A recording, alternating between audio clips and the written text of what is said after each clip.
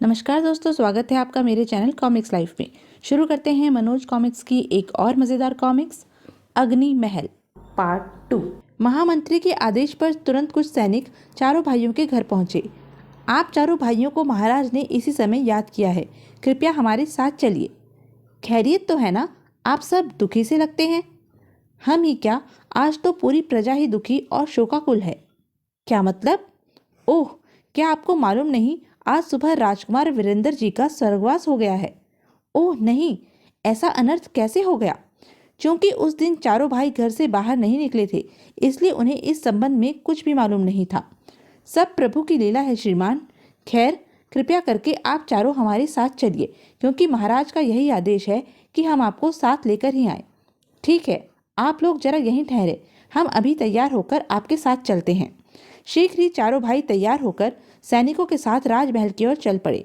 मार्ग में उन्हें नगर का एक एक नगरवासी गम में डूबा दिखाई दिया। युवराज की मृत्यु पर सभी स्त्री पुरुष व बच्चे दुखी हैं, यह बात तो समझ में आती है, लेकिन राजा जी ने हमें किस कारण बुलवाया है, जबकि उन्होंने हमें सिर्फ ऐसे कार्य के लिए नौकरी पर रखा है जिसे कोई न कर सके। कहीं वे हमसे युवराज को दोबारा जीवित करवाने का इरादा तो नहीं रखते? यदि ऐसा हुआ तो हम चारों में शायद कोई जीवित नहीं बचेगा। तीनों छोटे भाई राजा के इस बुलावे पर चिंतित थे, लेकिन बड़ा भाई सोमदत्त बिल्कुल निश्चिंत एवं शांत था। कुछ देर बाद, महाराज की हमेशा जय जयकार होती रहे। ओह, तुम आ गए। महाराज, हमें युवराज के निधन पर अत्यंत दुख है। काश ईश्वर उनकी जगह हम चारों को उठा लेता। प्रभु को शायद यही मंजूर था नौजवान। खैर, मैंने तुम लोगों को एक दूसरे काम से बुलाया है। हुक्म कीजिए महाराज, हम आपके हर कार्य को करने के लिए तत्पर हैं। तो सुनो, जहाँ हमें अपने बेटे की मौत का दुख है, वहीं अब उसके शव की दुर्गति न हो, इसकी बहुत ही चिंता हो रही है। यह आप क्या कह रहे हैं महाराज? भला राजकुमार के शव की दुर्गति करने की किसमें हिम्मत हो सकती है? पहले पूरी बात सुन लो, फिर तुम सब कुछ समझ जाओगे।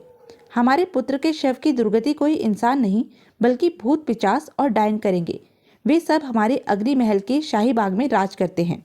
हमारे राजघराने के रीति रिवाजों के अनुसार हमें एक रात के लिए राजकुमार का शव अग्नि महल के शाही बाग में रखना है, जबकि वहाँ एक मुद्दत से भूत प्रेत और पिचास आदि का राज है। वे हमारे बेटे का शव खा जाएंगे और हमारे बेटे को सदगति प्राप्त नहीं हो सकेगी, और तब हमारे बेटे की आत्मा हमेशा हमेशा के लिए भटकती रहेगी।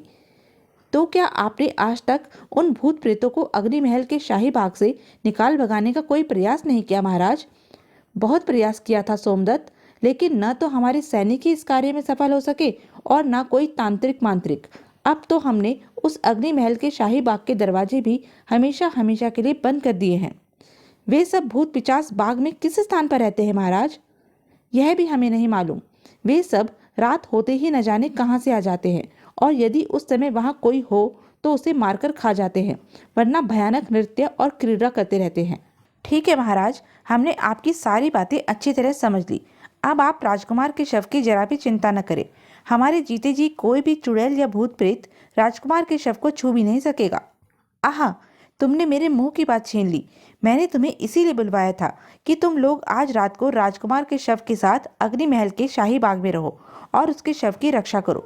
सुनो, यदि सुबह हमें राजकुमार का शव सही सलामत मिल गया तो हम तुम्हें मालामाल कर देंगे, और यदि आगे कहने की जरूरत नहीं है महाराज, हम समझ गए हैं। हम रात होते ही आपकी सेवा में हाजिर हो जाएंगे।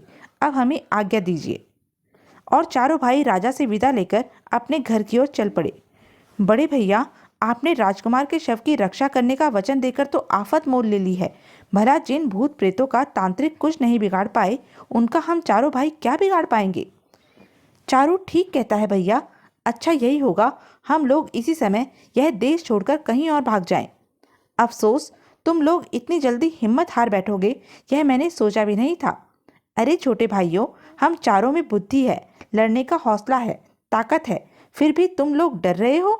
छी! मेरी बात अच्छी तरह सुन लो भाइयों। जीवन में मृत्यु एक बार आती है। बहादुर लोग वीरता से लड़ते हुए केवल एक बार ही मरते हैं, जबकि बुज़दिल डर डर कर 100 बार मरते हैं और जीते हैं। ओह! अगले ही पल तीनों भाइयों के चेहरे एक ओस से चमक उठे। आपने हमारी आंखें खोल दी हैं भैया। हमारे पौरुष को ललकाकर हमारी सोई हुई आत्मा को जगा दिया है।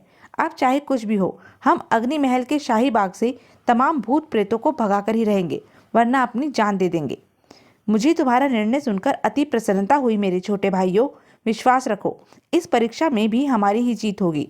हौसले बुलंद हो तो पहाड़ को भी चूर चूर किया जा सकता है, ईश्वर को भी प्राप्त किया जा सकता है। बड़े भैया जिंदाबाद। घर पहुंचकर चारों भाइयों ने खा पीकर आराम किया। फिर सांझ ढलते ही अपने अपने हथियार संभाल कर घोड़ों पर सवार हो राजा के महल में जा पहुंचे, जहां चारों ओर उदासी व सन्नाटा छाया हुआ था। महाराज, हम चारों भाई आपकी सेवा के लिए हाजिर हैं। कृपया राजकुमार का शव हमारे हवाले करके हमें शाही बाग तक पहुंचाने का प्रबंध करें। मुझे तुम्हारी दिलेरी देखकर बहुत खुशी हो रही है नौजवानों। जरा ठहरो, मैं राजकुमार का शव अभी मंगवाता हूँ। जाओ और राजकुमार का शव ले आओ। जो आज्ञा महाराज। शीघ्र ही सैनिक जाकर राजकुमार का शव ले आए। तुम दोनों इन चारों के साथ जाओ और इन्हें अग्नि महल के शाही बाग तक छोड़ आओ। बहुत अच्छा महाराज। हमें आज्ञा दीजिए महाराज, और आप निश्चिंत रहें। कल सुबह आपको न केवल राजकुमार का शव ही सुरक्षित मिलेगा, बल्कि अग्नि महल का शाही बाग भी सभी चुड़ैल और भूत प्रेतों से खाली मिलेगा। हमें तुमसे यही उम्मीद है। जाओ, ईश्वर तुम्हें तुम्हारे मकसद में कामयाबी दे। विदा लेकर चारों भाई शव और सैनिकों के साथ वहां से चल पड़े। राजमहल से कुछ ही दूर अग्नि महल का शाही बाग था, जिसका द्वार बंद था। आप लोग शव को संभालिए, मैं फाटक का ताला खोलता हूँ। ठीक है। सैनिक ने द्वार से ताला हटा दिया। अब आप लोग भीतर जा सकते हैं। ठीक है, आप दोनों जाइए, बाकी हम देख लेंगे। सैनिक वापस लौट गए और चारों भाइयों ने भीतर प्रविष्ट हो द्वार बंद कर लिया। चलो आगे चलें। शव को किसी सुरक्षित स्थान पर रखने के बाद इस भूतिया बाग का निरीक्षण करेंगे। एक स्थान पर यदि हम लाश को इस पेड़ की ऊंची डाल पर रख दें तो कोई भी भूत, प्रेत, चुड़ैल या पिचास इस तक आसानी से नहीं पहुंच पाएगा। आपका विचार बुरा नहीं है बड़े भैया, हम ऐसा ही करते हैं। केशव और वीरदत्त शव लेकर उस पेड़ पर चढ़े और उन्होंने शव को पेड़ की दो डालों के मध्य लिटा दिया। उसके बाद भाई वीर और केशव, तुम दोनों इस पेड़ के नीचे पहरा दो। तब तक मैं और चारू पूरे बाग का निरीक्षण करके आते हैं। सावधान, जब तक हम लौट कर ना आए यहाँ से हटना नहीं। ठीक है भैया। फिर सोमदत्त चारूदत्त के साथ बाग का निरीक्षण करने चल दिया। लेकिन पूरे बाग का निरीक्षण करने के बाद भी उन्हें कोई ऐसा सूत्र नहीं मिला जिससे उन्हें यह मालूम हो सकता कि बाग में भूत, प्रेत व चुड़ैल कहाँ से आते हैं। दोनों वापस लौट आए। भाइयों, मेरी समझ में एक बात आती है। यदि हम चारों ने एक साथ पहरा दिया तो हमें अवश्य नींद आ जाएगी और भूत प्रेत अपना काम कर जाएंगे। रात के 4 पहर की होती है, इसलिए अच्छा होगा कि हम चारों एक एक पहर बांट लें। सभी ने खुशी खुशी अपने बड़े भाई की बात को स्वीकार किया और सबसे पहले बड़े भाई सोमदत्त ने पहरा देना आरंभ किया तथा तीनों छोटे भाई सो गए। लेकिन सोमदत्त को पहरा देते हुए कुछ देर बीती होगी कि हैं, वह बुढ़िया कहाँ से आ गई और पेड़ पर चढ़ने की कोशिश क्यों कर रही है। ए माई, ठहरो, वरना मैं तीरों से तुम्हारा जिस्म छलनी कर दूंगा। तुम कौन हो, कहाँ से आई हो और इतनी रात गए यहाँ क्या कर रही हो। बेटा, मुझ अभागी का इस दुनिया में कोई नहीं है। मैं पेट भरने के लिए रोज चोरी से इस बाग में घुसती हूँ और इस वृक्ष से कुछ फल तोड़कर ले जाती हूँ। बेटा, मुझे बड़े जोरों से भूख लगी है, 2-4 फल तोड़कर खाने दो ना। अच्छा जाओ तोड़ लो, लेकिन ज्यादा देर मत लगाना, कहकर सोमदत्त पुनः पेड़ के चारों ओर गश्त लगाने लगा। बुढ़िया झट से पेड़ पर चढ़ गई। फलों का तो बहाना था, वास्तव में वह एक चुड़ैल थी और राजकुमार के शव को ही खाने आई थी।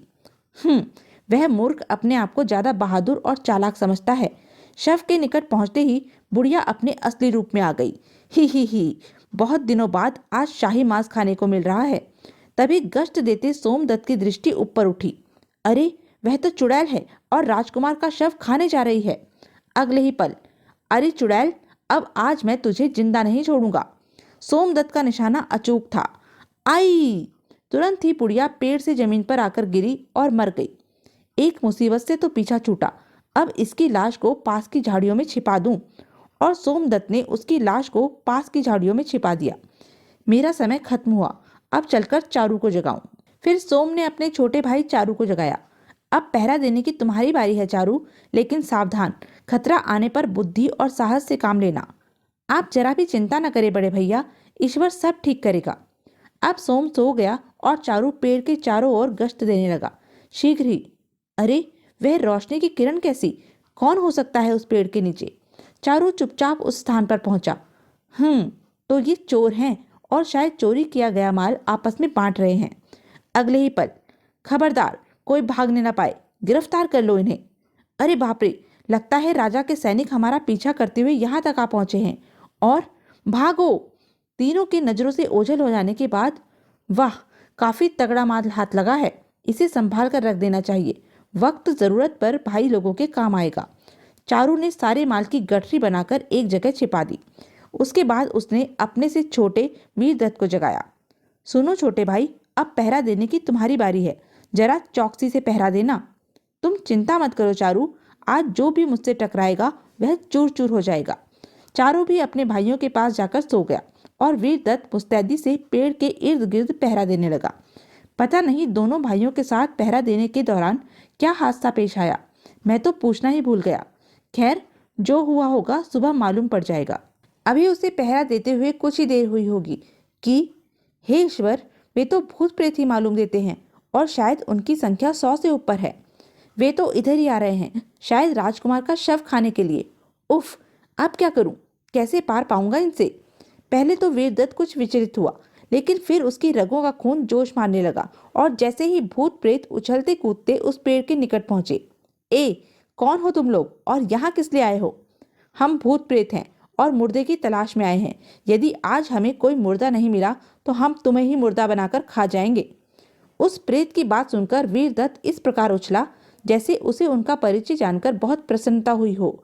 आहा, अच्छा हुआ तुम लोग यहीं मिल गए। कम से कम अब मुझे 100 भूत प्रेतों को तलाश करने के लिए और दर बदर की ठोकरें तो नहीं खानी पड़ेंगी। आए? क्या मतलब?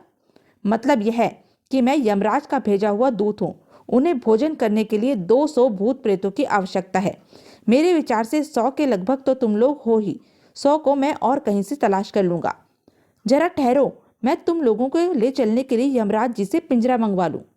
वीरदत्त की बात सुनकर भूत प्रेतों के पांव तले की धरती निकल गई। नहीं नहीं, हमें मत ले जाओ, हम इसी धरती पर खुश हैं, हमारी जानें बख्श दो। नहीं, मैं तुम्हें किसी भी कीमत पर नहीं छोड़ सकता, यह अपने मालिक के साथ विश्वासघात होगा। लेकिन जब भूत प्रेत उसके आगे काफी रोए धोए और गिड़गिड़ाए। मुझे न जाने क्यों तुम लोगों पर तरस आ रहा है, लेकिन तुम लोगों की जान केवल एक ही शर्त पर बच सकती है और मैं तुम्हें छोड़ सकता हूँ। वह क्या शर्त है, हमें जल्दी से बताइए। मेरे मालिक यानी यमराज जी तुम लोगों के अलावा परियों के बाग में लगने वाले फल फूलों का आहार भी बड़े आनंद से करते हैं। यदि तुम परियों का बाग यहाँ ले आओ और इस बाग तथा इस बाग के राजा के राज्य में कभी न आने का वचन दो तो मैं तुम्हारी जानें बख्श सकता हूँ।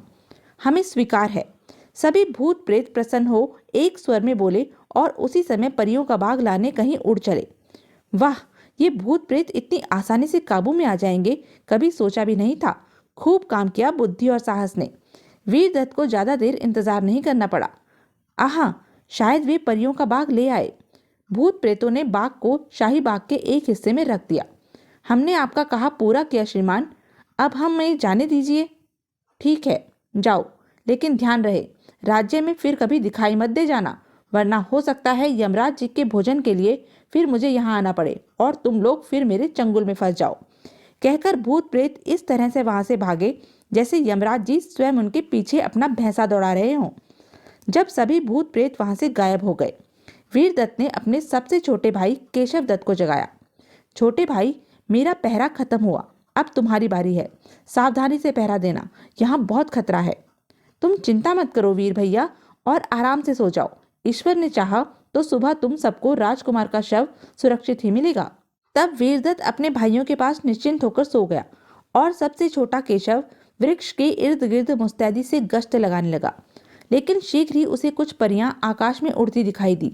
अरे, ये तो परियां हैं, लेकिन कहाँ जा रही हैं? ठीक तभी परियों की दृष्टि नीचे बाग पर पड़ी। अरे, वह देखो, वह रहा हमारा प्यारा बाग। हाँ, आओ नीचे चलकर देखते हैं और जो दुष्ट इसे लाया है उसे उसके किए की सजा देते हैं। ओह, वे तो इसी बाग में उतर रही हैं। क्या कारण हो सकता है? कहीं वे भी तो राजकुमार के शव के चक्कर में नहीं है?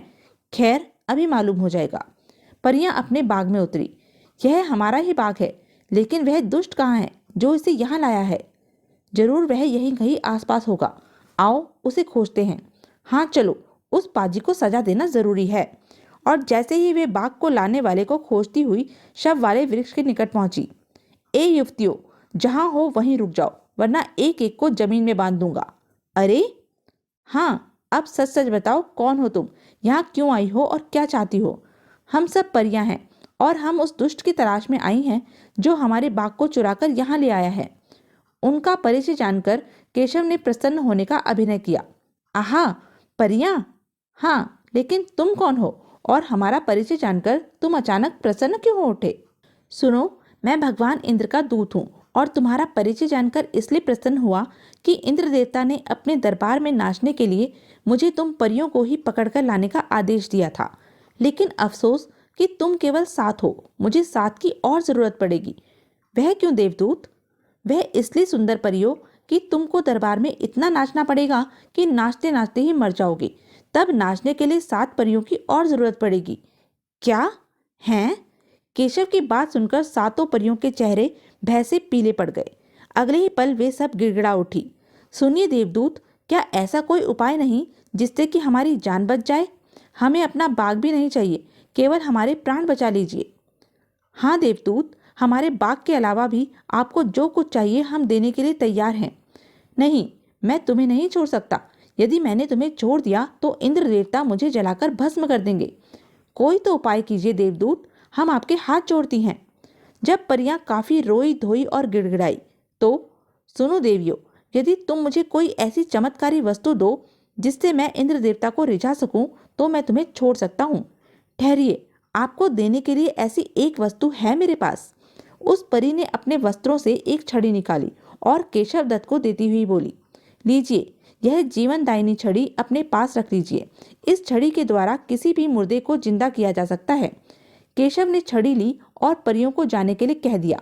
जान बचते देख परियां तुरंत अपने देश को उड़ गई। वाह भाई केशव, वास्तव में तू बड़ा किस्मत का धनी निकला। यह छड़ी तो तेरे साथ साथ तेरे भाइयों की भी किस्मत के दरवाजे खोल देगी। उसके कुछ ही देर में भोर का उजाला फैल गया। उजाला फैल चुका है और महाराज के कहने के मुताबिक भोर के समय यहाँ किसी का खतरा नहीं है, अतः मुझे भी कुछ देर आराम कर लेना चाहिए। और केशव दत्त भी अपने भाइयों के पास जाकर सो गया। जैसे ही सूर्य पूरी तरह उदय हुआ, राजा कुछ सैनिकों के साथ अग्नि महल के शाही बाग में पहुंचा, लेकिन वहां का नजारा देखते ही वह क्रोध से भड़क उठा। अरे, वे चारों मर्दूत तो घोड़े बेचकर सोए हुए हैं। उन्होंने हमारे बेटे के शव की रक्षा क्या खाक की होगी? सैनिकों, जगाओ इन मर्दूतों को, मैं अभी खबर लेता हूँ इनकी। सैनिकों ने चारों भाइयों को झंझोड़ कर जगाया। अरे महाराज, आप हमारा प्रणाम स्वीकार करें। तुम लोगों का प्रणाम हम बाद में स्वीकार करेंगे। पहले तुम हमें यह बताओ कि हमारे बेटे की लाश कहाँ है? क्या तुम लोगों ने इसी बलबूते पर राजकुमार के शव की रक्षा करने का भार लिया था? नाराज न होइए महाराज, हमने अपना उत्तरदायित्व बाखूबी निभाया है। वह देखिए, राजकुमार का शव वह रहा, बिल्कुल सुरक्षित। ओह! तुरंत शव को नीचे उतारा गया। शव को सही सलामत देखकर सभी के चेहरे प्रसन्नता से खिल उठे। वास्तव में तुम लोग बहादुर हो जो तुमने इतना मुश्किल काम कर दिखाया।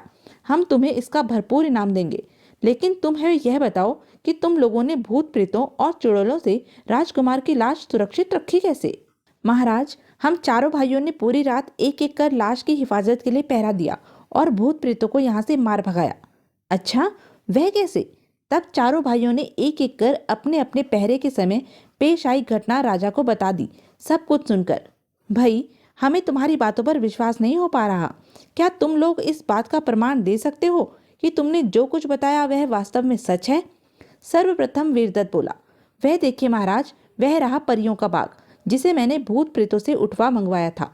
वह बाग ही मेरी बात की सत्यता का प्रमाण है। वाह, तुम्हारी बात वास्तव में सच साबित हुई। तब चारुदत्त भी वह पोटली निकालकर लाया जिसमें चोरों से प्राप्त किए आभूषण थे। देखिए महाराज, मेरी बात की सच्चाई का प्रमाण यह रहा। अरे, यह तो वही आभूषण है जो कल रात महारानी जी के कक्ष से चोरी हुए। इन दोनों की बात तो सच साबित हुई। आप भी कोई प्रमाण दो बहादुर सोमदत्त। अभी देता हूँ, आप लोग मेरे साथ आइए। सोमदत्त उन्हें वहां ले गया जहां उसने चुड़ैल की लाश छिपाई थी। यह देखिए महाराज, यह उसी चुड़ैल की लाश है जो राजकुमार के शव को खाना चाहती थी। हे ईश्वर! उसके बाद वे पुनः राजकुमार के शव के निकट पहुंच गए। बहादुर केशवदत्त, तुम्हारे भाइयों ने तो अपनी बातों की सच्चाई का प्रमाण दे दिया। अब तुम भी अपनी बात को सच साबित करने का कोई प्रमाण दो। वैसे भी हमें तुम्हारी ही बात सबसे ज्यादा अविश्वसनीय लगी है। अभी लीजिए महाराज, कहकर केशव दत्त ने राजकुमार के बंधे शव को खोला और परी द्वारा दी गई छड़ी निकाली और उसे मृत राजकुमार के शरीर पर घुमाने लगा। अगले ही पल आहा, राजकुमार जीवित हो उठे। पिताजी, मेरे बच्चे! राजा ने राजकुमार को गले से लगा लिया। हे ईश्वर, तेरी लीला भी अपरंपार है। फिर सब राजमहल पहुंचे। वहां राजा ने चारों भाइयों को ढेर सारा इनाम दिया। इस इनाम के साथ साथ हम तुम्हें अपने राज्य का कैलाशपुर नामक नगर भी इनाम में देते हैं। महाराज और राजकुमार युग युग जिए। जब प्रजा को राजकुमार के पुनः जीवित होने का पता चला तो उसमें खुशी की लहर दौड़ गई और मुरझाए चेहरे प्रसन्नता से खिल उठे।